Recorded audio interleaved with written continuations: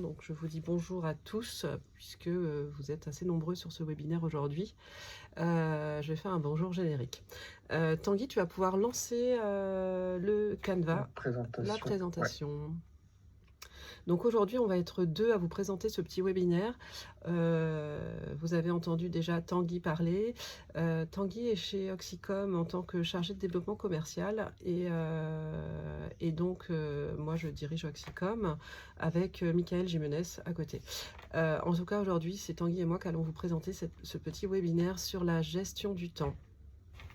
Voilà pour ce qui est de la présentation d'Oxycom. Et maintenant, en fait, attaquons le webinaire. Alors, l'idée, c'était de se dire, gérons notre temps et notre priorité. Donc déjà, je voulais vous remercier, et vous pouvez vous-même vous remercier d'avoir pris ce temps pour venir nous voir. Et je voulais vous poser une première question. Si je vous donnais 2 heures de plus par jour, que feriez-vous ? Vous pouvez répondre dans la conversation au fur et à mesure, et Tanguy va pouvoir nous dire ce que vous avez mis au fur et à mesure. On a déjà les premières réponses. Faire du sport. Faire du sport, ok.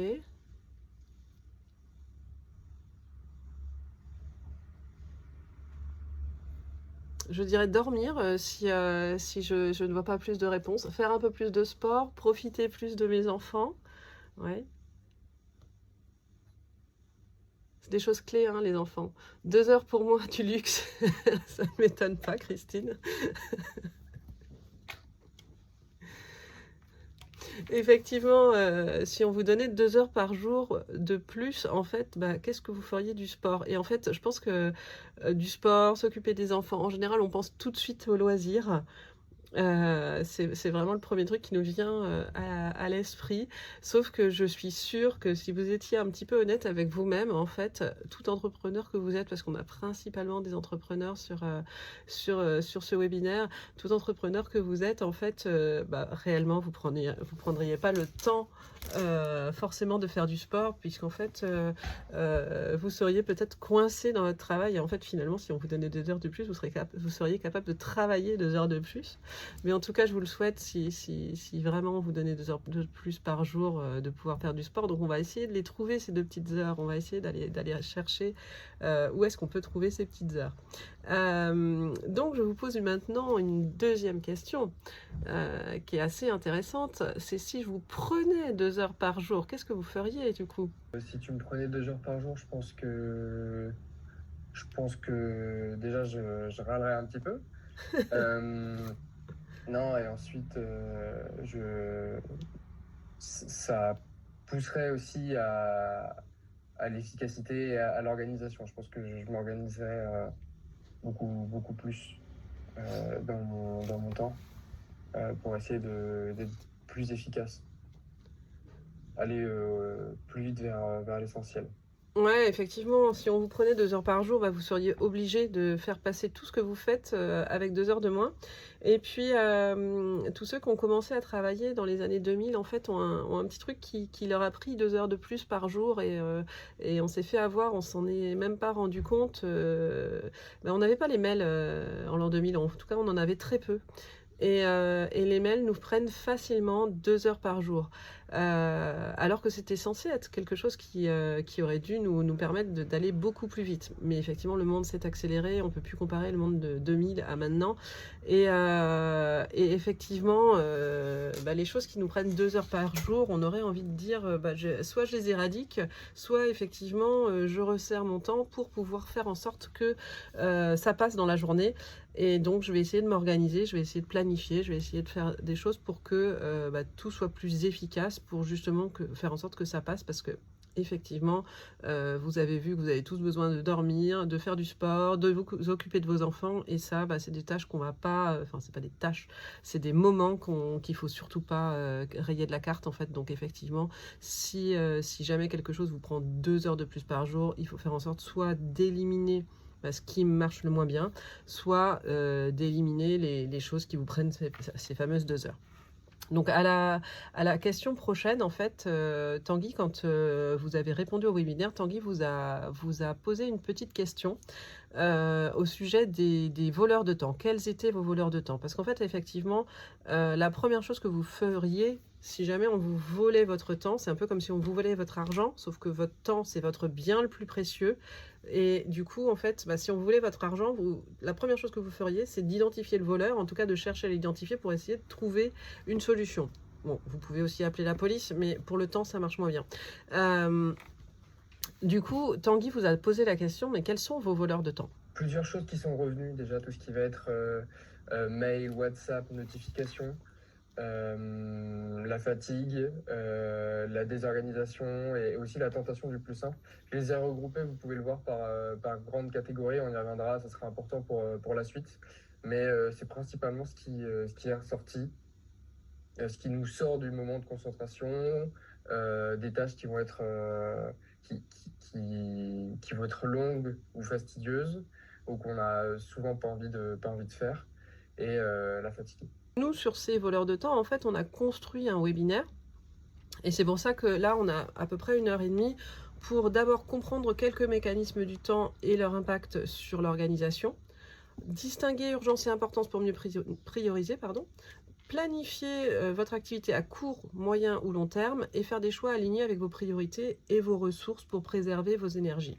Vous imaginez bien que 1 h 30 pour travailler tout ça, c'est très très court, donc on va quand même balayer les sujets de manière assez rapide. Pour commencer, moi, Patricia, si j'avais déjà une question, c'est pourquoi est-ce qu'on a tous à un moment ce sentiment de courir après le temps? Qu'est-ce qui fait qu'on manque de temps? Alors, qu'est-ce qui fait qu'on manque de temps? Aujourd'hui, en fait, on a tous cette impression, effectivement, que le temps nous échappe un petit peu, que ça passe de plus en plus vite, que parfois on manque d'organisation. On arrive à avoir une journée très remplie, on a fait des choses toute la journée et pourtant on a l'impression de rien avoir avancé. On a, vous savez, la fameuse to-do list qui s'allonge plus vite qu'elle ne diminue et qui s'allonge et qui s'allonge et qui s'allonge. Donc on a toujours cette impression de courir après le temps. Et puis, on a aussi ces accros de la vie, ces petits accrochages de la journée qui nous font dire que, bah mince, on n'a pas... on n'a pas rempli notre journée parce que bah, y a toujours eu des accrochages. Et finalement, il y a même certaines personnes qui disent, bah, de toute façon, moi, je suis chef des urgences parce que je gère des urgences toute la journée. Donc en fait, avant de commencer à se dire, bon ok, je vais mieux planifier ma journée, en fait c'est essentiel de comprendre pourquoi notre organisation est mise à l'épreuve et donc vraiment d'analyser un petit peu les lois du temps pour pouvoir réussir à se dire, ok, si le temps fonctionne comme ça, et nous fonctionnons comme ça par rapport au temps, c'est aussi parce qu'il y a des grandes lignes qu'il faut que je connaisse. La première chose à savoir sur le temps, c'est que le temps, en fait, il peut être vu soit de manière linéaire, soit de manière cyclique, soit en forme de spirale. En gros, il y a certaines choses qui sont très très linéaires.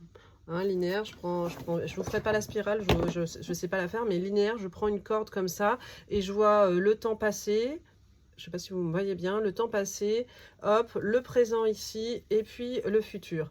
Et je vois ça comme si j'étais sur une corde, et tout s'enchaîne de façon continue, avec une forte importance accordée à ma planification, mes échéances et à l'avancée de mes tâches. Donc là, en fait, quand je fonctionne comme ça, je suis dans une dynamique où finalement, bah, mon temps est en visibilité sur le futur, j'ai accepté le passé et tout va bien. Et puis, d'autres personnes vont voir, et puis à d'autres moments aussi, on va voir le temps de manière un petit peu plus cyclique, une espèce de cycle dans lequel en fait ça se répète un petit peu comme les saisons, avec des habitudes, des fortes périodes, des périodes un peu plus faibles. Souvent c'est le cas des gens qui travaillent dans des métiers à forte saisonnalité. On va percevoir dans ce cas-là le temps avec un retour régulier, avec des périodes calmes et des périodes creuses. L'exemple type sur cette façon de voir le temps cyclique, c'est les élèves, c'est les enfants qui ont un temps très cyclique avec une rentrée scolaire, avec Noël, avec les vacances en fait, et à chaque fois c'est jalonné des vacances, et puis on revient à la rentrée scolaire. On a vraiment un temps très cyclique. Et puis enfin, on a ceux qui vont ressentir le temps comme une spirale, Et ça combine en fait de la progression et de la répétition. Et c'est-à-dire qu'en fait, petit à petit, hop, on va monter en spirale et on va voir que, en gros, hein, le temps nous permet de nous élever, puisqu'en fait, à chaque fois qu'on reprend un cycle, on va être en mode progression. Et alors, vous allez me dire, ça veut dire que moi, mince, je vois le temps linéaire, c'est difficile et c'est dommage. En fait, vous voyez, j'aime bien l'image de cette petite corde, en fait, où on voit le temps linéaire et on se dit, ah mince, un accrochage.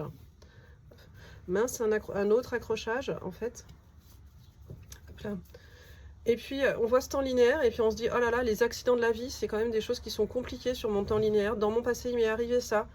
Hop, là, en ce moment, bah, ce matin, j'ai perdu mes clés de voiture, j'ai pas rempli le plein de mon essence et je suis tombée en panne d'essence, etc., etc. On voit des choses comme ça et on se dit, waouh, c'est compliqué la vie et du coup, je vais avoir du mal à avancer. Et en fait, là-dessus, il y a une dynamique simple, en fait, c'est pourquoi vous la regardez dans ce sens-là, pourquoi vous regardez le temps dans ce sens-là. Se dire, je vais regarder le temps un peu en spirale, c'est aussi de se dire, hop, il est beaucoup plus facile de monter sur une corde à nœuds que de monter sur une corde lisse en fait. Et donc appuyez-vous sur vos événements passés. Et hop, vous pouvez grimper et vous appuyer sur les différents événements passés. Moi j'aime bien cette image. Pourquoi? Parce qu'elle nous permet de voir que finalement le temps il n'est pas si linéaire que ça et qu'on peut le regarder dans différentes dimensions et prendre un pas de côté par rapport à sa dynamique temporelle. Bien sûr, il n'y a pas de gestion du temps qui repose sur un seul sujet. En fait, l'idée, c'est vraiment de réussir à varier sa perception du temps et de travailler sur ces 3 perceptions pour pouvoir avancer. Maintenant qu'on a compris qu'il y a 3 mécanismes linéaires et que linéaire, spirale et cyclique, comment éviter de se faire voler son temps pour rester efficace est-ce que tu as des petites clés à nous partager Ouais, là-dessus? évidemment. J'ai des petites clés à vous partager, évidemment. Donc, en fait, on a vraiment beaucoup étudié le temps et notre rapport au temps, plus que le temps lui-même, puisque le temps est relatif, hein. L'idée, c'était d'étudier notre rapport au temps. Et dans notre rapport au temps, en fait, nous cherchons souvent à aller plus vite, à remplir chaque moment et à enchaîner des actions sans pause. Pourtant, en fait, on se dit qu'il y a peut-être une vérité simple et qui est finalement toujours actuelle, c'est il existe un temps pour chaque chose. Et donc, on a appelé ça la loi de l'Ecclésiaste. Je ne vous dirai pas pourquoi, en tout cas, c'est la loi d'un grand sage qui depuis est devenue la loi de l'Ecclésiaste. Et en gros, cette loi, elle nous invite à porter un autre regard sur le temps. Non pas comme une ressource à exploiter en continu, mais comme un rythme à respecter. Et de se dire, chaque chose a un temps et il y a un temps pour tout. Donc avant de vouloir tout organiser, tout prioriser, tout optimiser, en fait, cette loi, elle nous demande d'abord d'observer et de reconnaître que chaque action a son juste moment. Et en fait, ça, c'est une vraie idée et on va pouvoir l'explorer un petit peu plus loin. En fait, chaque action a son moment, c'est-à-dire que essayer de récolter avant d'avoir semé les graines, ça ne marche pas, en fait. Donc, n'essayez pas d'avoir tout en même temps, ça ne fonctionne pas. Il y a un temps pour des temps plutôt de repos, il y a un temps pour des temps d'inaction, mais il y a un temps pour l'action, il y a un temps pour semer, un temps pour récolter, bien sûr, il y a un temps pour lutter et il y a un temps pour apaiser. Et en fait, quand on a compris que chaque chose a son temps, et que finalement chaque temps peut être dédié à une chose, en fait, on va pouvoir consacrer des moments pleins.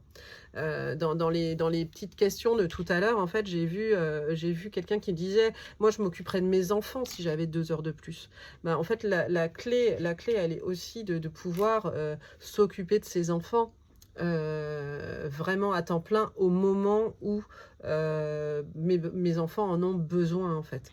Alors très facile à dire, mais en fait non, c'est plus une discipline à observer que simplement de se dire ouais mais si, moi je m'occuperais de mes enfants si j'avais 2 heures, mais sauf que on les a pas ces 2 heures pour l'instant.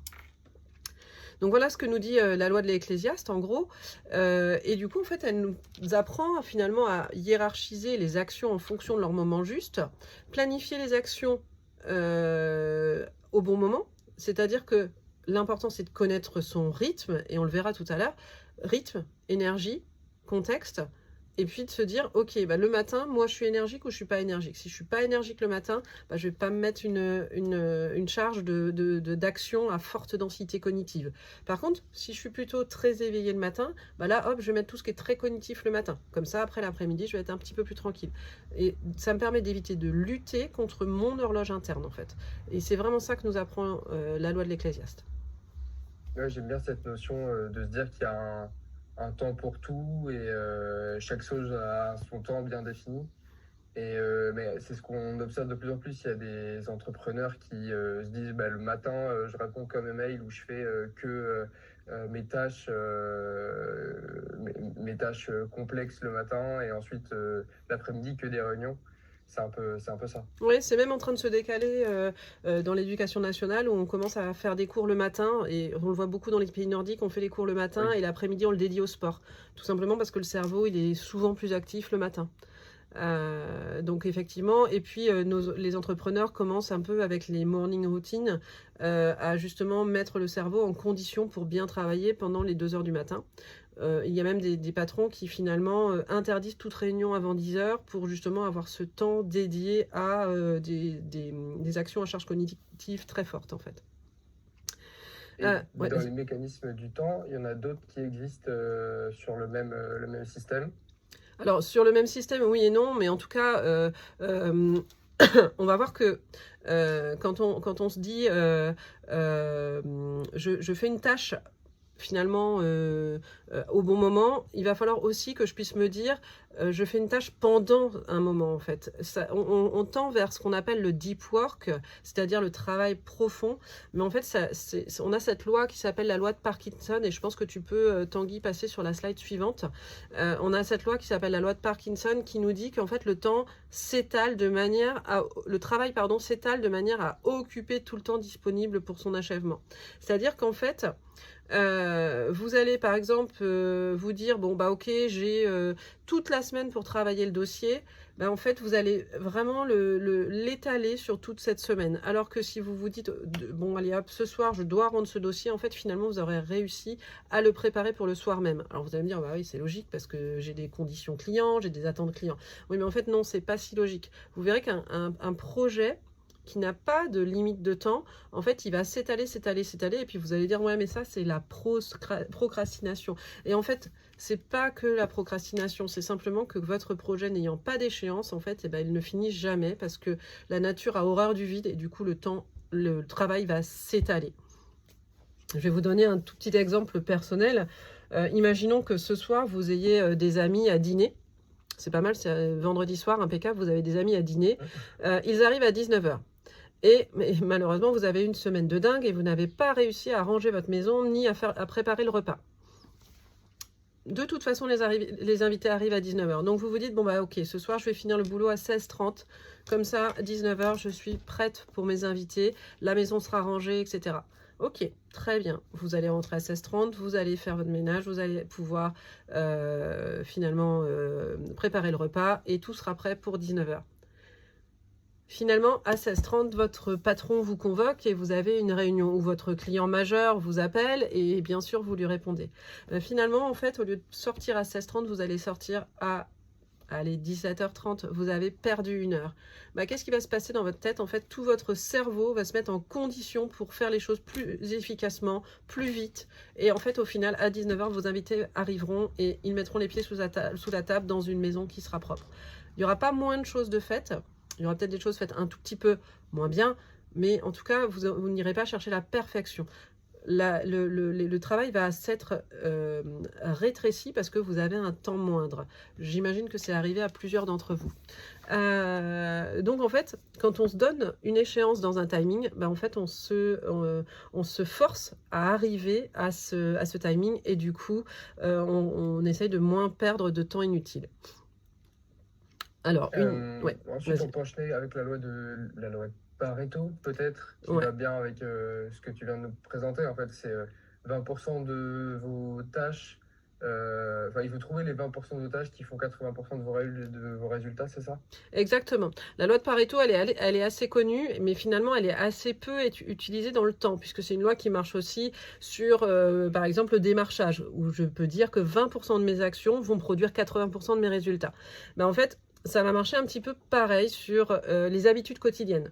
20% des habitudes quotidiennes vont nous servir à renforcer notre bien-être général. Si on parle des habitudes quotidiennes, on va parler de sommeil, d'alimentation, d'activité physique. Ces 20%-là, en fait, vont influencer fortement le bien-être général. Je vous donne un exemple personnel. Moi, je sais que quand je vais marcher un petit quart d'heure le matin ou une petite demi-heure le matin, ma journée en fait va être différente parce que je vais avoir une énergie différente toute la journée.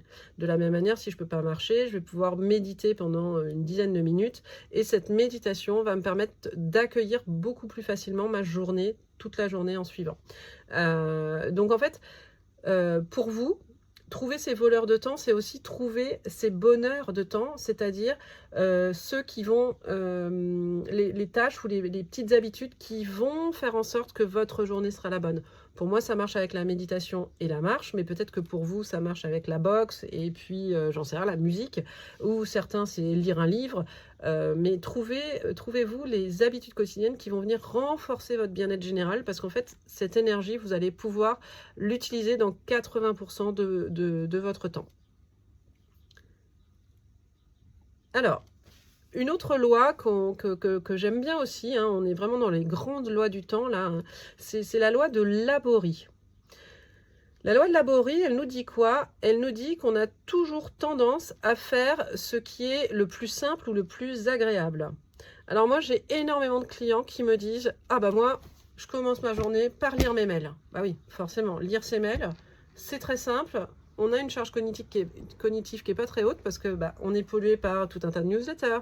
On a des boucles de mails où finalement il n'y a pas grand chose à faire. Et surtout, on est dans une activité non productive puisque c'est pas nous qui produisons, on lit ces mails. Et donc en fait, bah, ils me disent bah, le problème c'est que je passe ma journée du coup à lire mes mails et à répondre à des mails. Et finalement, je ne travaille pas sur mes dossiers stratégiques qui sont plus exigeants. Ben oui. En fait, Laborie nous dit quoi? Il nous dit donc on favorise toujours ce qui va plus vite et ce qui est plus facile ou ce qui nous fait le plus plaisir. C'est la loi qui s'appelle la loi du moindre effort. C'est cette loi-là qui est à la base de la responsabilité de la procrastination. Et alors, Laborie, qui a beaucoup d'humour, nous dit, il a été repris par Brian Tracy, et il nous dit en fait, mange ton crapaud. Mange ton crapaud. Waouh, j'aime pas les crapauds. En fait, il nous dit quoi? Il nous dit commence ta journée par les tâches ennuyeuses ou complexes. C'est ça, manger son crapaud le matin, c'est se dire, ok, qu'est-ce qui va être complexe aujourd'hui? Qu'est-ce qui va être plus ennuyeux? Je commence par ça, comme ça c'est fait. Et c'est quand même super agréable parce qu'en fait, une fois que vous avez fait le petit dossier qui vous ennuie, que vous aviez un peu reporté les derniers jours, une fois que c'est fait, en fait, bah, la charge mentale, elle est complètement tombée puisque vous êtes débarrassé de cette tâche. Alors moi, j'ai un sujet sur l'administratif. Évidemment, Oxycom est un organisme de formation qui est certifié Calliope, donc autant vous dire que au niveau de l'administratif, on en a énormément. Et ben, en fait, l'administratif, je le place le matin tôt, comme ça j'ai mangé mon crapaud, et vraiment je l'appelle le crapaud, hein. J'ai mangé mon crapaud et ça me permet de passer sur ma journée sans me dire toute la journée « Oh là là, faut que je fasse ça, oh là là, faut que je fasse ça, oh là là, faut que j'écrive aux OPCO, etc. etc. » Donc vraiment, cette loi, elle est vraiment super. Et en fait, vous allez voir que vous allez non seulement gagner en efficacité parce que bah, vous avez tout le reste de la journée à faire, lire vos mails par exemple, et vous avez tout le reste de votre journée à faire, et en fait vous allez arrêter de procrastiner, et du coup vous allez faire tomber votre charge mentale.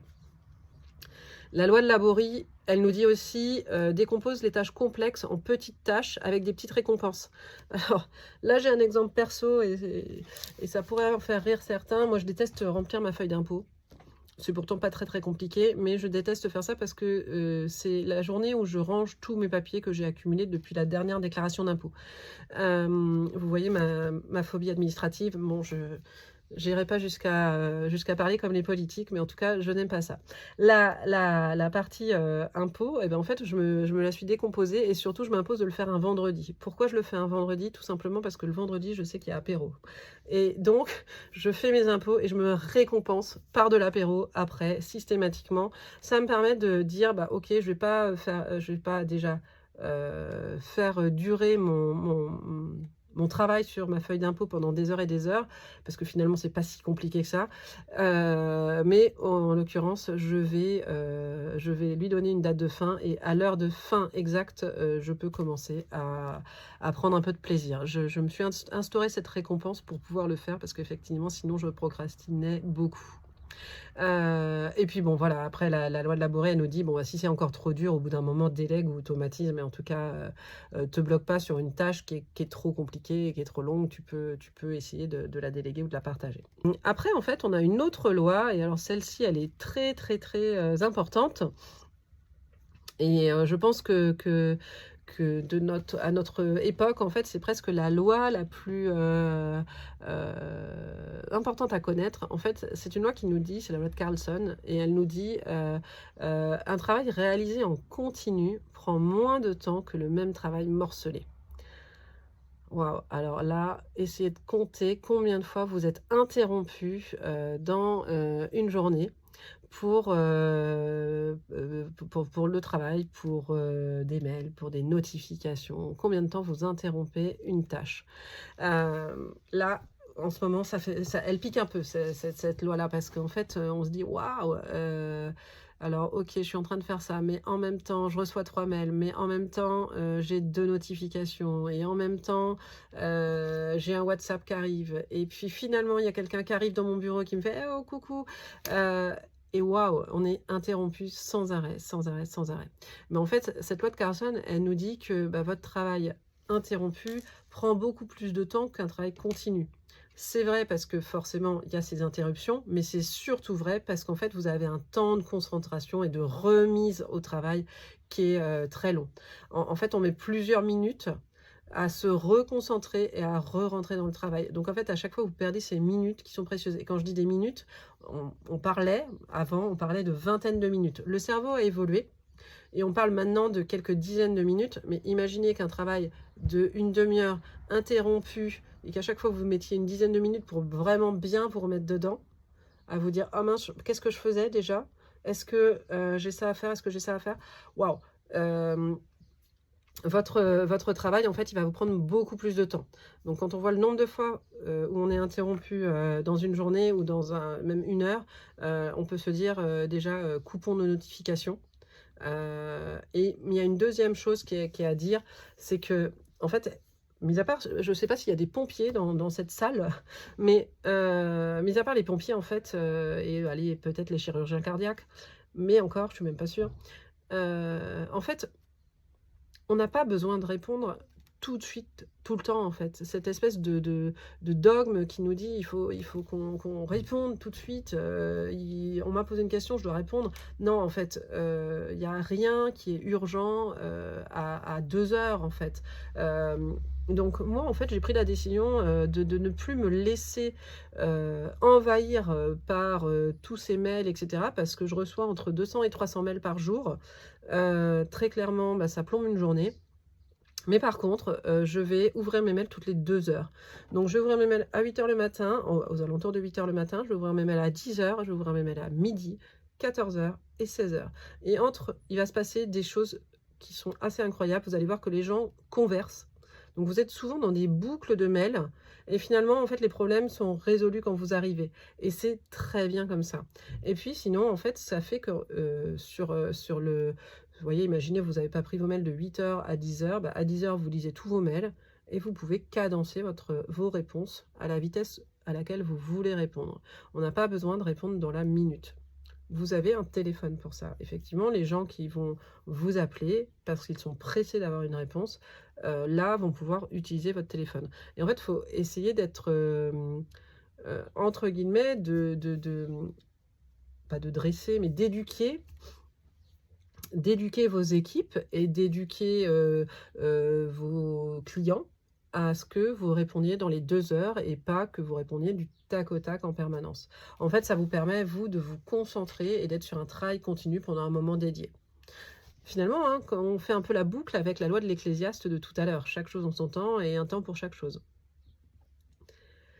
Ensuite, une loi intéressante nous dit, OK, on a compris là depuis tout à l'heure, que, bah, il fallait être concentré, il fallait rester sur une même tâche, il fallait, être, en deep work et puis finalement, il y a une loi qui nous dit: «Attention». C'est la loi d'Illich.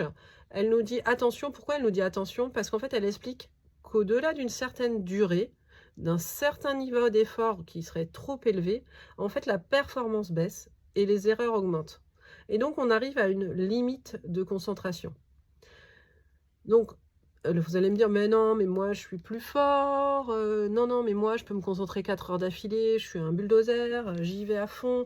Non, en fait, de toute façon, la loi d'Illich nous dit vraiment ça.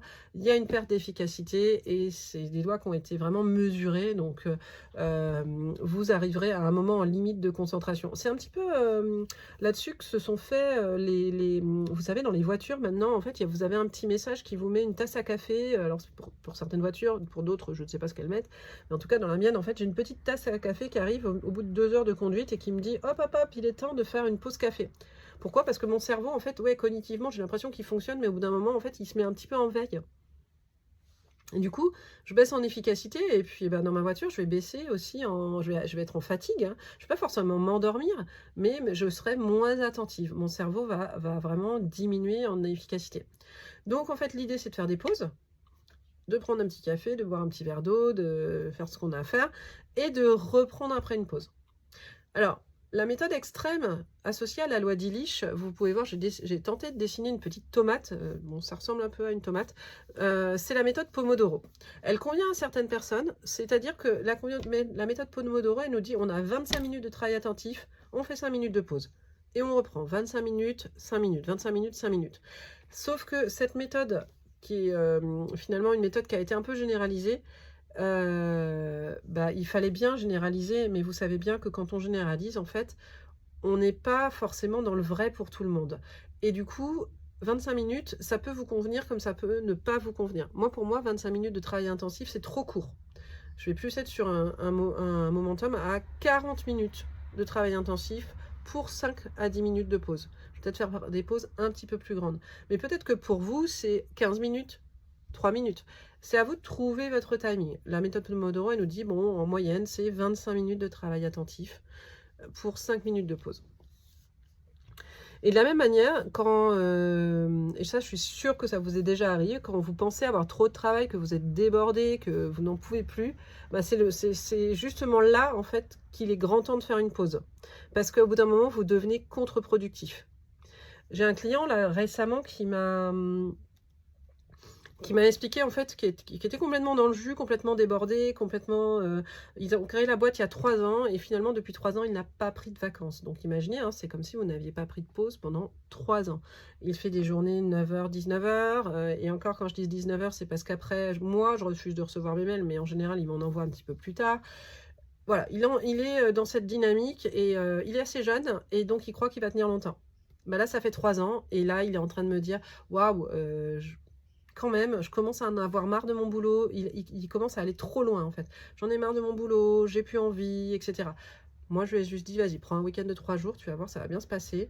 Tu te reposes. Et quand tu reviendras, tu verras, tout va reprendre son droit chemin et tu vas même être plus efficace. Il a fini par me céder et prendre ce week-end de 3 jours.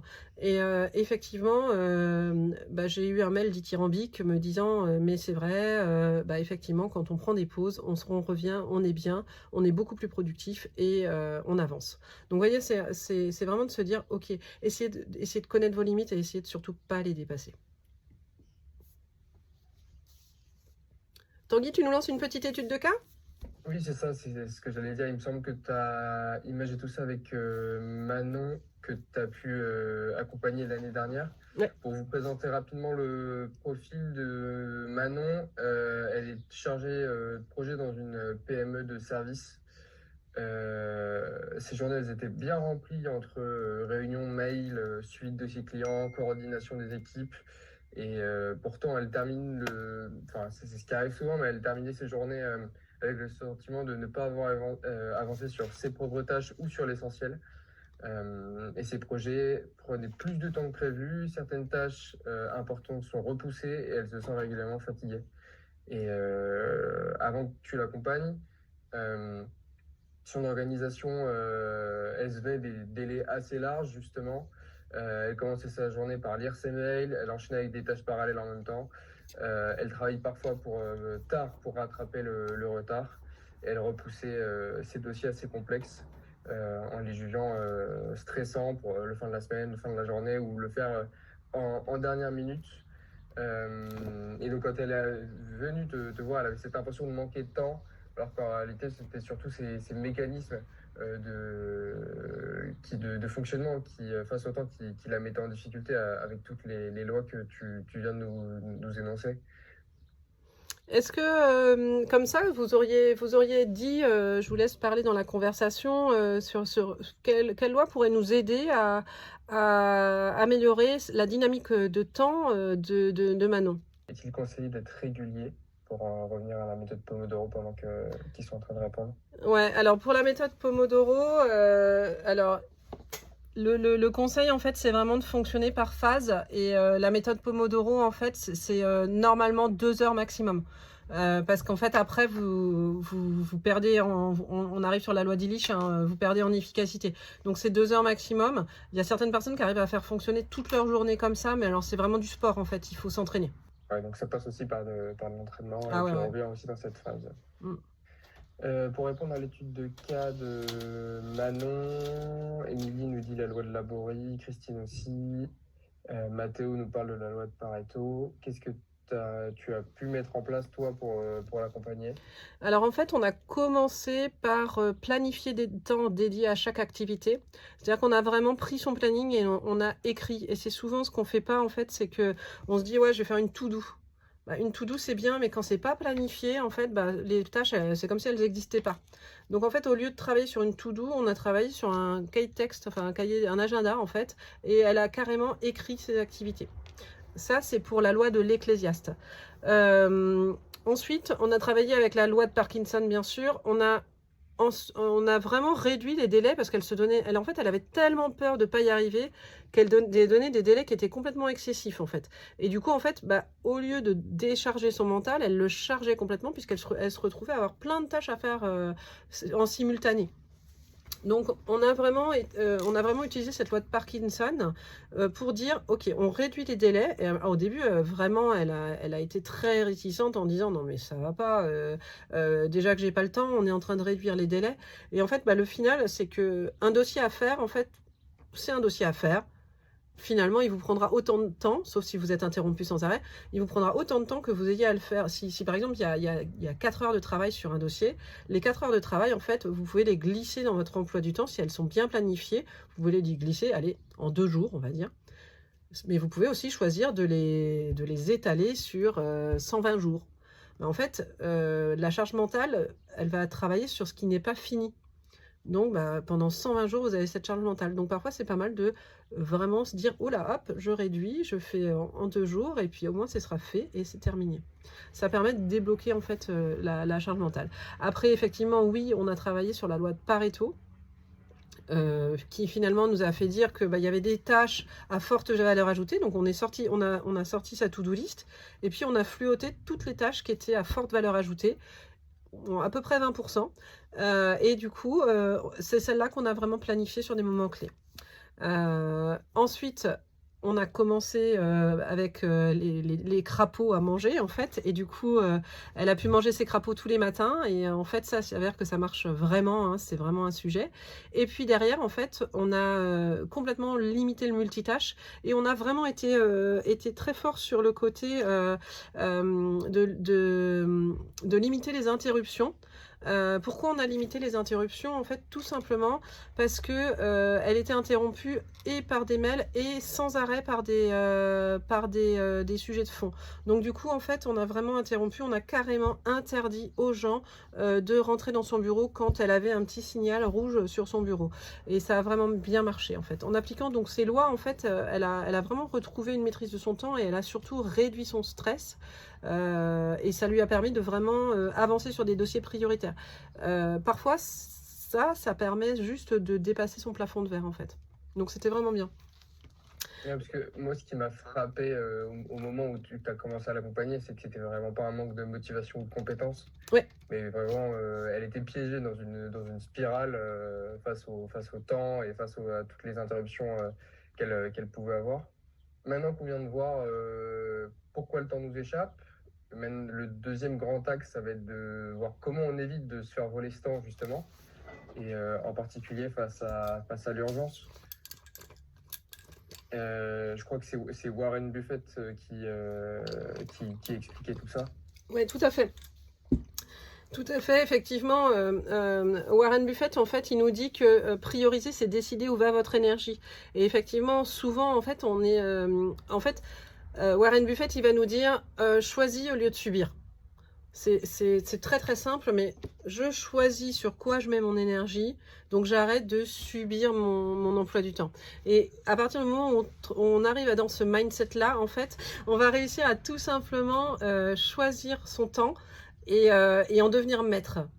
C'est nous qui décidons et c'est plus l'extérieur qui décide de ce que nous on fait. Et ce qui fait qu'en fait, bah, pour le coup, tout n'est pas prioritaire et on arrive à voir où on met l'énergie. Alors c'est un petit peu comme ce que je disais tout à l'heure, tout ça c'est un mindset et c'est un entraînement de tous les jours en fait. Et c'est de se donner, faut pas forcer en fait, parce que si vous forcez, c'est comme les régimes, on fait un super régime et puis finalement on n'y arrive pas en fait. C'est vraiment un entraînement de tous les jours et c'est de se dire ok, aujourd'hui peut-être que je vais faire 3 tâches importantes mais je vais les faire. Et on verra que même mieux, c'est plus que je fais faire 3 tâches importantes aujourd'hui, mais c'est même de se dire ça la veille, parce que vous savez que pendant que vous dormez, votre petit cerveau, il travaille encore. Et donc, en fait, si la veille, vous vous dites ok, et vous l'écrivez sur un post-it, sur un papier, sur un cahier, ce que vous voulez, ou vous le surlignez d'une telle couleur sur votre to-do si vous n'avez pas réussi à planifier, mais demain, je fais ça, ça et ça. Ouais, donc on en revient un petit peu sur la règle du 80, Ouais, du 20-80. ouais. Donc l'idée, c'est qu'on a tous, enfin forcément, trop de projets, trop d'activités, mais c'est de choisir lesquels on peut laisser tomber et lesquels sont les plus importants pour prioriser notre énergie. Et ça me fait penser à la règle d'Eisenhower, la Ouais. matrice d'Eisenhower, justement. Exactement. La matrice d'Eisenhower, en fait, qui est une matrice assez connue, moi je sais qu'elle m'a un peu sauvé la vie à un moment où j'avais beaucoup trop de boulot. Euh, dans ma carrière, j'ai été directrice commerciale d'un groupe de traiteurs et en fait, j'ai vécu des moments où on a fait des croissances externes. Et la particularité d'une croissance externe, c'est qu'on a un volume de chiffre d'affaires dense qui arrive d'un coup d'un seul et on n'est pas préparé. Alors que quand ça monte progressivement, c'est assez facile. Mais quand on fait une croissance externe, on se prend 1 million de chiffre d'affaires d'un coup d'un seul et il faut le traiter. On a aussi fait des moments où on avait, évidemment, c'était ensemble en même temps que les croissances externes, où on avait des nouveaux projets, des nouveaux sujets et où il fallait traiter les choses de manière très très rapide. Et donc en fait la matrice d'Eisenhower, en fait moi c'était comme ça que je rangeais mon bureau. Donc vous voyez c'est une matrice, vous le voyez sur l'écran, qui classe les tâches en urgentes et importantes. Donc c'est d'observer ces tâches, de se dire ok qu'est-ce qui est urgent, qu'est-ce qui est important et qu'est-ce qui est urgent important ou qu'est-ce qui est non urgent non important. Et en fait dans la partie où j'ai mis la petite corbeille, c'est là où vous avez vos voleurs de temps. C'est les choses qui sont ni urgentes ni importantes et que vous ne ferez finalement jamais. Le côté, ok, je le mets de côté, c'est pour plus tard. S'il n'est pas planifié, je pense que vous verrez que vous le ferez jamais. Et donc, en fait, la matrice d'Eisenhower, moi, j'avais rangé mon bureau comme ça en 3 piles. Et pourquoi pas la quatrième, parce que la quatrième, c'était ma poubelle. Mais à l'époque, on travaillait beaucoup en papier. Et j'avais 3 piles. J'avais la pile que je devais déléguer, la pile que je devais faire et la pile que je devais planifier. Tous les soirs, mes piles de dossiers étaient rangées. pour que je puisse avancer sereinement. Et ce qui fait qu'en fait, je savais que si mes piles étaient vides, c'est que ma journée, elle était OK et que c'était bon. J'avais plus qu'à gérer les éventuels problèmes qui arrivaient. Donc, c'est ce que j'appelle éteindre des feux. Quand une tâche, elle est urgente et importante, on va se dire qu'il faut la faire tout de suite. C'est une tâche, c'est important que ce soit moi qui le fasse. Et c'est urgent. C'est un petit feu de pompier, ça, hein, donc c'est un petit feu à éteindre. Donc cette tâche-là, il faut la faire. Le risque, si on y passe trop de temps ou si on met toutes les choses dans cette catégorie-là, le risque, ce serait de fonctionner en permanence en mode pompier. Et on s'aperçoit qu'avec la dynamique qu'on a aujourd'hui dans le monde, hein, avec les mails, avec les notifications, avec la peur de perdre du chiffre d'affaires parfois, en fait, on met tout dans cette catégorie urgent et important, et du coup, on est en mode pompier en permanence. Donc, en fait, l'idée, c'est peut-être de se dire, bon, ok, je vais déjà faire une to-do de ma case urgente et important, et puis dans cette to-do, je vais reprioriser en disant, ok, qu'est-ce qui est vraiment urgent et qu'est-ce que je dois faire. Une tâche qui prend par contre moins de 2 secondes, on la fait tout de suite et puis on n'en parle plus. Hein. Ensuite, la tâche qui est plutôt dans le non important et dans le urgent, là, on va essayer plutôt soit de la déléguer, soit de l'automatiser parce qu'on n'a pas toujours quelqu'un à qui déléguer. Alors, vive Claude et vive ChatGPT, ils vont pouvoir nous aider à beaucoup déléguer. Et pourquoi je délègue les choses qui sont urgentes et non importantes? Parce que justement, quand on dit non importante, ce n'est pas important que ce soit moi qui le fasse. C'est pas un travail de fond, c'est pas un travail très cognitivement important où je dois moi apporter quelque chose. Ça en fait je vais vraiment le déléguer et je vais sinon le faire en automatisation, etc. Ça reste urgent parce qu'il faut le faire, mais c'est pas important.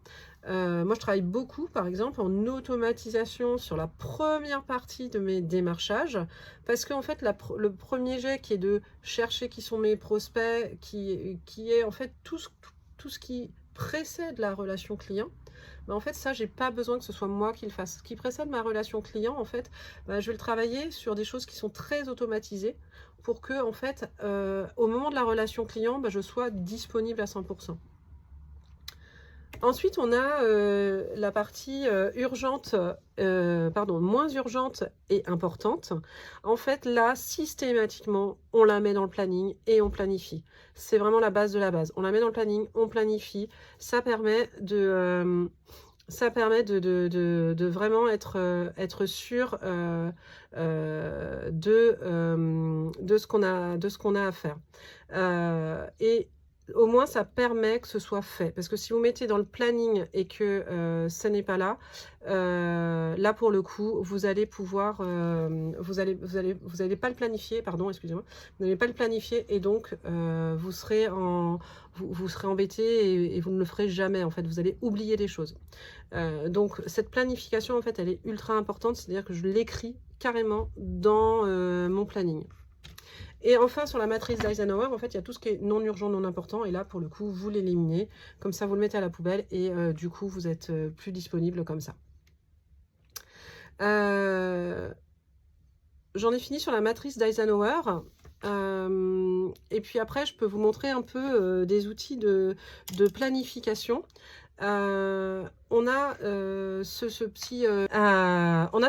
petit calendrier du mois en fait qui nous permet de planifier les choses. Donc vous pouvez planifier au mois comme ça en fait avec parallèlement à votre planification une to-do list et sur laquelle je vous invite à vraiment mettre en fluo les choses importantes à ne pas oublier. Ensuite, vous avez le calendrier de la semaine. Calendrier de la semaine, en fait, où là, pour le coup, vous avez possibilité de mettre les choses avec plus d'attention sur quand est-ce que moi je vais être attentive, quand est-ce que je vais pas être attentive, quand est-ce que je vais avoir beaucoup d'énergie à dispenser, quand est-ce que je vais pas avoir d'énergie à dispenser, en fait. Et puis ensuite, vous avez peut-être la petite to-do list quotidienne et vous voyez en fait finalement elle est très comment dire, elle est peu dense en fait, elle est vraiment très épurée puisque on distingue à peu près 6 tâches par jour avec une partie prioritaire et une partie non prioritaire. Donc vraiment très très lâche.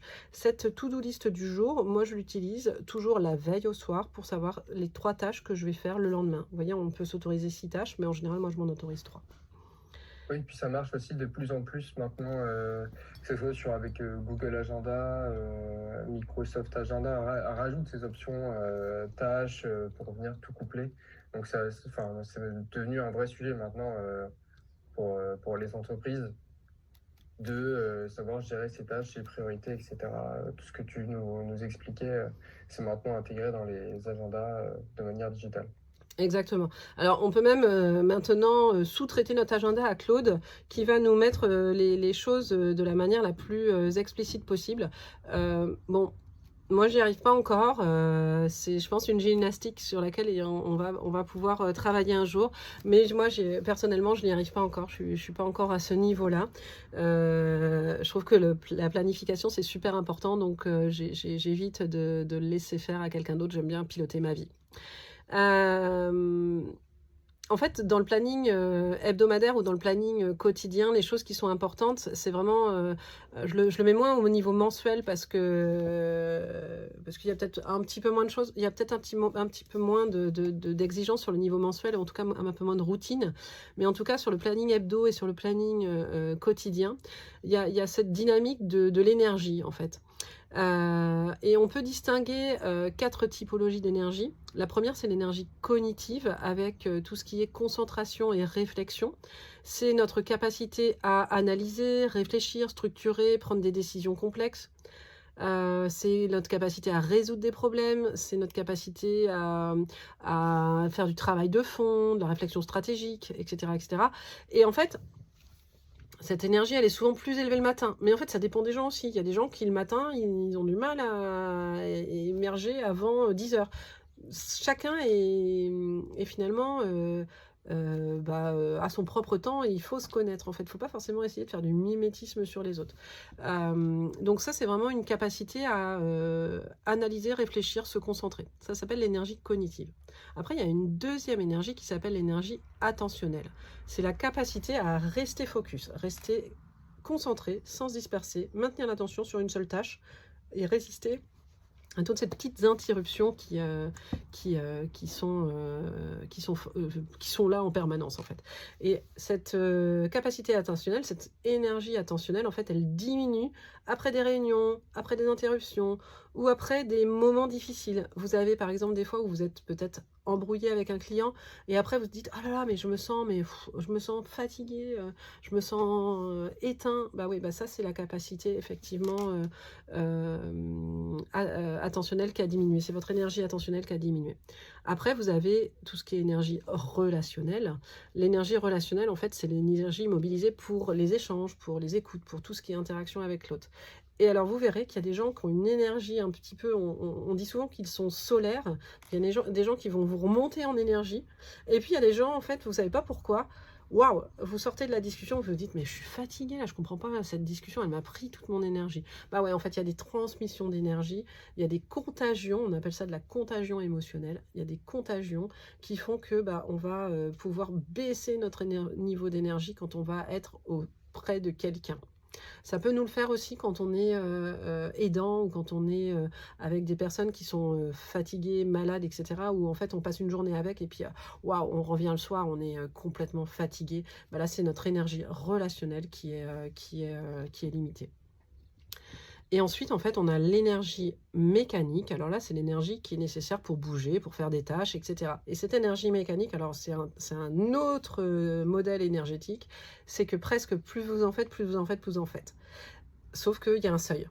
En gros, il faut vraiment voir l'énergie mécanique comme une pile électrique, c'est-à-dire que une pile électrique rechargeable, c'est-à-dire qu'en fait, votre énergie, en fait, elle va, vous en avez et vous allez pouvoir l'alimenter. Et puis, par exemple, plus vous courez, plus vous avez envie de courir. Par contre, au bout d'un moment, si vous faites un marathon, vous allez rentrer complètement crevé. Votre énergie, en fait, mécanique, c'est vraiment ça, en fait. C'est-à-dire que pour avoir envie de bouger, il faut bouger. et pas l'inverse en fait. Faut pas bouger, faut pas avoir envie de bouger pour bouger en fait. L'idée c'est vraiment d'abord de commencer, de passer à l'action et ça vous donne encore plus envie d'eux. Par contre, effectivement, faut pas aller trop loin parce que sinon vous tombez complètement en énergie. Du coup, en fait, ça nous fait dire que ces niveaux d'énergie, ça nous fait dire que bah, voilà, une tâche au mauvais moment devient une mauvaise tâche, tout bêtement. Le planning Ouais, hebdomadaire, sur bah, ce voilà, c'est se connaître. sujet-là, Ouais. pour en revenir à ce que tu disais tout à l'heure, en fait, ça marche avec les grandes lois. On n'a pas toute la même énergie au bon moment de la journée, et donc il faut caler son travail de fond, soit le matin, soit enfin, sur une heure où on est efficace, pour garder cette énergie justement tout au long de la journée, quoi. Exactement. Exactement. Et alors moi, mon petit tips, si vous voulez commencer à essayer de gagner comme ça en efficacité, en fait, mon petit tips, c'est de se dire, en fait, moi, j'utilise, pour les premiers temps, on travaille sur papier, on ne travaille pas forcément sur ordinateur. On prend un papier et on planifie, on bouge les choses. Et surtout, on a ces petites gommettes qui nous font dire, ok, là, alors gommette rouge, là, je déconne, j'ai vraiment estimé mon temps de manière trop serrée. Gommette verte, oh bah là j'étais large, j'aurais pu mettre ça un petit peu plus serré dans mon emploi du temps. Gommette orange, bon là je me sens pas très à l'aise parce que c'est un moment d'énergie où j'étais pas bien pour faire cette chose-là. Et fort de ces gommettes-là, en fait, on se juge pas, on pose ces gommettes en se disant, ok, là, très bien, voilà comment j'ai réagi par rapport à mon planning que je m'étais proposé de faire. Je colle mes petites gommettes et à la fin de la semaine, à la fin du mois, en tout cas à la fin de la période que j'ai choisie, ben, en fait, je vais faire une matrice Gazi. Alors la matrice Gazi, en fait, c'est une matrice d'amélioration continue dont on peut se servir sur tout un tas de sujets. Moi, je m'en sers sur pratiquement tous mes retours d'expérience clients, toutes les formations que je fais. C'est vraiment une matrice d'amélioration continue, mais là, en tout cas, c'est pour faire votre amélioration continue sur votre temps. Et la matrice Gazi, elle nous dit quoi? En fait, je sépare les choses entre ce que je garde, ce que j'améliore, ce que je supprime et ce que j'invente. En gros, toutes les gommettes vertes, vous allez pouvoir les mettre dans je garde parce que c'est ok, j'ai bien planifié. Toutes les gommettes oranges, je vais améliorer. Je vais mettre ça plutôt dans d'autres périodes pour pouvoir avoir des temps un peu différents. Tout ce qui est rouge, là, je vais essayer de le supprimer. Et pour supprimer ça, parce que c'est quand même des tâches qui étaient importantes si je les ai faites, pour supprimer ça, bah, je vais essayer d'inventer une autre manière de faire ou une nouvelle pratique ou une expérimentation différente. Vous voyez, la matrice Gazi, en fait, elle nous permet vraiment d'être en amélioration continue et ça marche aussi vraiment sur plein d'autres sujets. L'idée, en fait, dans le temps, c'est un sport. Hein. Gérer son temps, c'est un sport. Donc, je gère mon temps par planification, je progresse par ajustement et j'essaye pas d'avoir la perfection tout de suite. Je mets en place une matrice d'amélioration continue pour pouvoir avancer avec efficacité. Moi, j'avais une question. J'ai aussi entendu parler d'une méthode de planning un peu particulière, le Kanban, je crois. Ouais.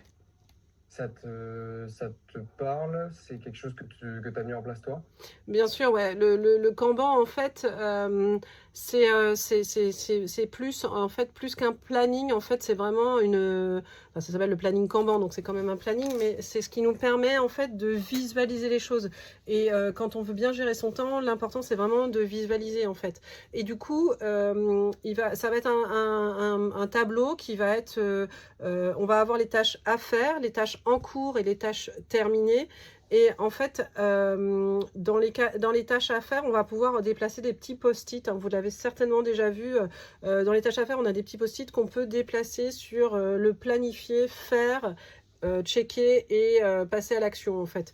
Et donc en fait ça nous permet de visualiser les choses. Et en fait, moi je l'utilise, le planning Kanban, je l'utilise dès que je me sens un peu, je sens que tout me rattrape et que j'ai trop de choses à faire parce que je veux réussir à faire un projet. Là, je vais pouvoir vraiment le planifier et en fait, le fait de le voir, ça nous permet d'être beaucoup plus rassuré et de ne pas, encore une fois, alourdir notre charge mentale, en fait. Oui, et puis ça doit faire marcher aussi le mécanisme de gratification, de se voir avancer dans ses étapes, Exactement. etc. Donc, Et complètement. maintenant qu'on a parlé de planifier intelligemment, comment est-ce qu'on aborde la concentration Ouais. au travail. Parce que c'est aussi un sujet qui est important et en tant que manager ou alors directeur, la concentration fait aussi partie du... Tu as parlé de deep work tout à l'heure peut-être? Ouais, tout à fait. En fait, bah, le deep work, en fait, c'est quand même quelque chose qui est assez compliqué et difficile. Et effectivement, aujourd'hui, on valorise tout ce qui est réactivité, disponibilité. Il faut être 100% disponible, il faut être rapide dans la réponse. Ce qui fait qu'en fait, on a une attention qui est très fragmentée et ça en permanence. Et en fait, bah, votre cerveau, il est sur plein de sujets en même temps. Et ça le fatigue. En fait, on est en train de s'user petit à petit. Et donc, la première chose que je vous donnerais comme conseil, en fait, c'est arrêter de flipper quand déjà vous avez le petit, ouais, j'aime bien cette image avec le petit 123, le petit 16 à côté de ça. Donc déjà, toutes les applications qui finalement ne vous amènent rien, bah, enlevez-les de votre téléphone, ça ne sert à rien. Celles qui vous servent parce que dans le boulot, vous en avez besoin, je pense à Insta, je pense à LinkedIn, je pense à WhatsApp, bah, en fait, vraiment, enlevez les notifications et mettez-vous dans un mode presque en mode avion quand vous voulez être concentré en fait.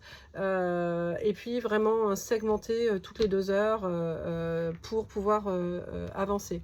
Et en fait, on appelle ça vraiment le deep work, c'est de se dire, pour faire du deep work, en fait, je vais vraiment avoir 5 étapes. 1, je choisis la tâche de manière consciente. Je choisis la tâche que je veux faire, vraiment de manière consciente. Je définis mon cadre de tranquillité, mon cadre d'anti-notification, etc. Je pose mes règles et je les dis aux autres, c'est-à-dire, ok, là, je vais pas pouvoir vous recevoir parce que pendant 2 heures, je vais être totalement concentrée. Je définis mon temps, je leur dis, bah voilà, c'est 2 heures, c'est une demi-heure, c'est un 3/4 d'heure, où j'ai besoin de tant de temps.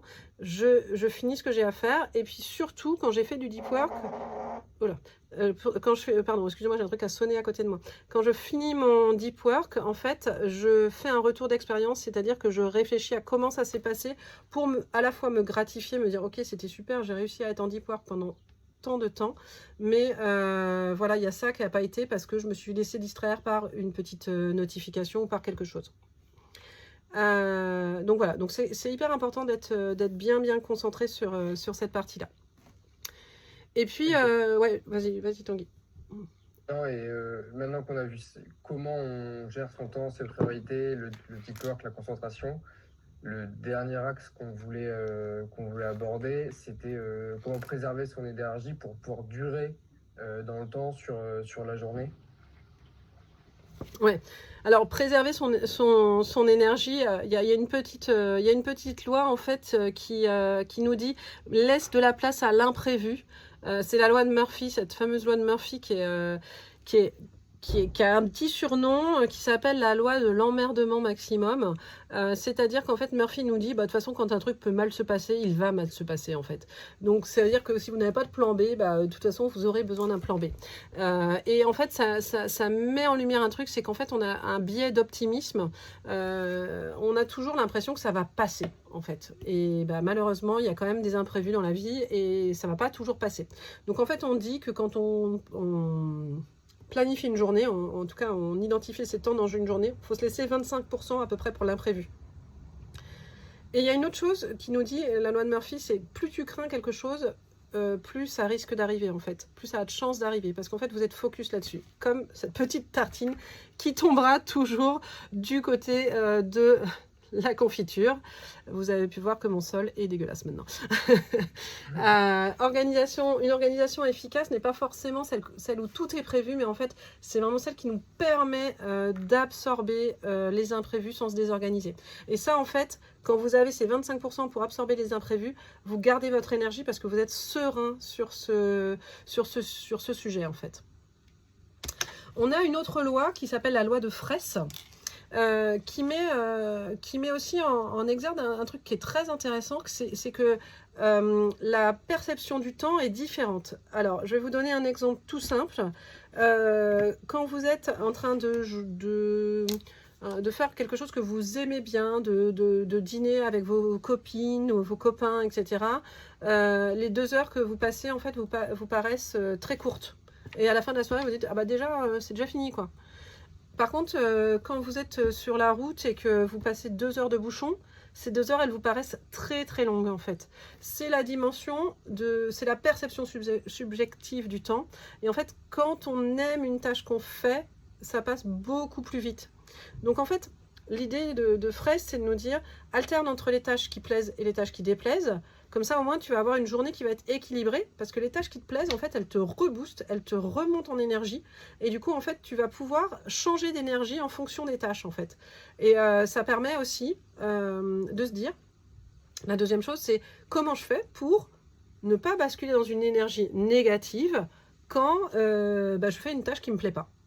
En fait, c'est de se mettre dans des situations. C'est-à-dire, est-ce que quand j'attends pour le bus, est-ce que je suis en situation d'attente ou est-ce que justement j'en profite pour faire une pause et regarder un peu ce qui se passe autour de moi? Je ne vais pas le vivre de la même manière. Et finalement, en fait, je vais chasser cette espèce de contrainte qui est le temps long pour en faire quelque chose de bénéfique. Et puis, on a une loi qui est un petit peu parallèle, qui s'appelle la loi d'Hofstadter. Enfin, je ne sais pas le dire, Hofstadter, c'est un nom compliqué pour moi. C'est que tout prend plus de temps que l'on croit. En fait, on vise un objectif et puis on a l'impression que c'est plutôt simple. Et finalement, en fait, on s'aperçoit qu'il y a plein d'embûches, plein d'embûches, plein d'embûches. Et c'est très, très bizarre de se dire, ok, ouais, je vais tout droit et ça va bien se passer comme ça, en fait. Non, en fait, quand on fait des projets à un peu long terme, en fait, il y a toujours des embûches et c'est normal. Il ne faut pas essayer de vouloir aller trop vite, en fait. Donc, le temps nécessaire à la réalisation d'un projet est toujours un petit peu plus long. Donc Hofstadter nous rappelle ça.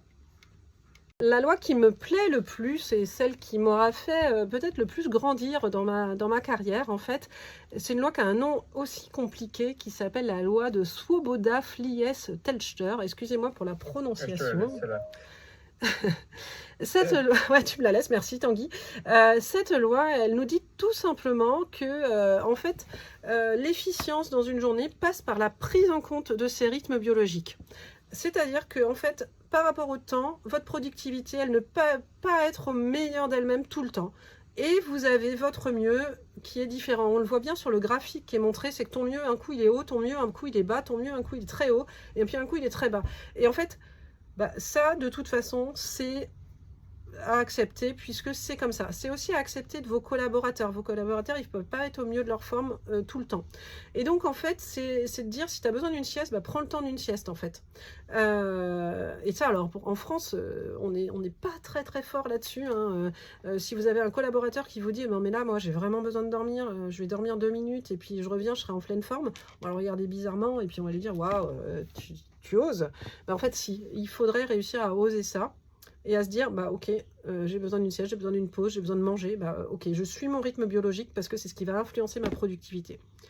On est d'accord qu'il y a des métiers qui sont plus contraints que d'autres, mais sincèrement, cette loi, en fait, elle est vraiment très bien, parce qu'en fait, ça sert à rien de traîner le soir jusqu'à minuit si vous n'êtes pas efficace entre 21h et minuit. Vous allez traîner, alors que si vous êtes très efficace de 6 à 7 le matin, hop, fermez les volets le soir, et puis hop, vous rentrez dans une énergie positive le lendemain matin. De la même manière, des fois, on perd un dossier, on est super frustré, on est super en colère. Des fois, il vaut mieux arrêter sa journée-là parce qu'en fait, on va mener cette frustration presque toute la journée, en fait. Donc, l'idée de cette loi, c'est vraiment de trouver, de se dire, ok, des fois, j'accepte mon mieux, il est au plus bas, j'accepte, je prends en compte, je m'écoute et je vais faire autre chose. Je vais chez le coiffeur, je vais faire un massage, j'en sais rien, je fais quelque chose d'autre qui fait que je vais être mieux après. Associé à cette loi, en fait, on a la boucle que j'ai pas mis dans les slides, mais qui est la boucle de Hudson, qui est finalement une boucle qui nous montre qu'on fonctionne un petit peu de manière saisonnière, c'est-à-dire avec des temps d'été, des temps de printemps, des temps d'été, des temps d'automne et des temps d'hiver, et qu'en fait, tous nos cycles sont un petit peu basés là-dessus.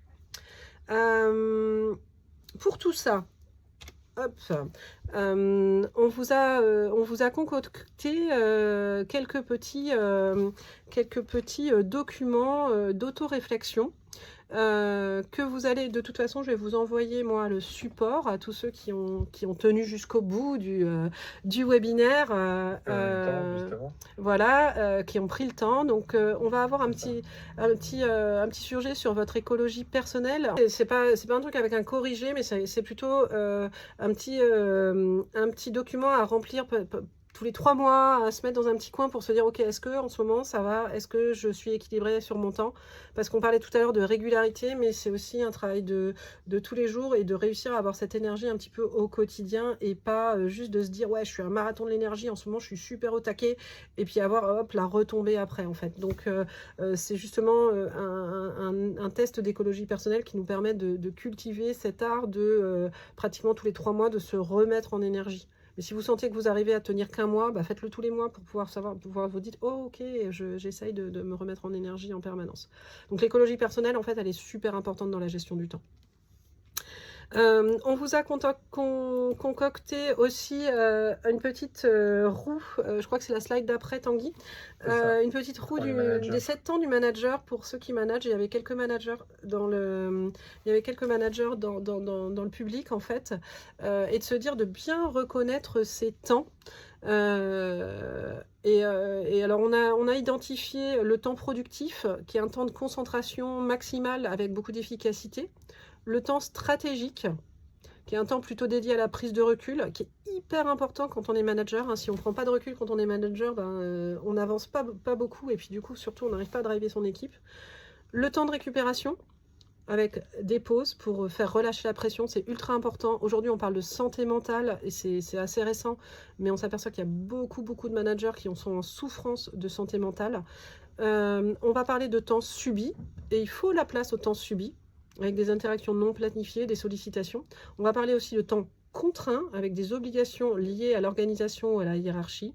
On va parler de temps social, le temps lié à la relation, et souvent celui-là, on se dit, bon non, je ne vais pas le compter.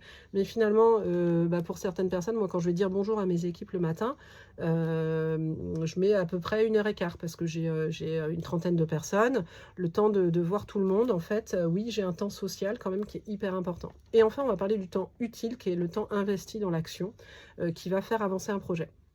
Et en fait, quand on a cette roue-là, en fait, c'est de se dire tout seul, en fait, sur quelle partie je suis en équilibre, sur quelle partie je suis en efficacité et sur quelle partie ça prend trop de place. Souvent, en fait, quand on fait cette analyse-là, les managers nous disent, waouh, mon temps subi, moi, c'est 80% de mon temps. Là, c'est pas possible. C'est-à-dire qu'il y a un moment, ça va pas passer en fait. Hein. Donc voilà. Donc cette petite roue du manager, moi je la trouve très bien parce qu'en fait elle est plutôt inspirante, elle marche bien et vous pouvez pour chaque case vous dire ok, est-ce que ça j'y consacre suffisamment de temps, insuffisamment ou rarement. Ça vous permet de faire un petit point avec vous-même en fait. Et puis suite à ça, on a aussi concocté un petit cahier de vacances. Il a été vu de manière très légère.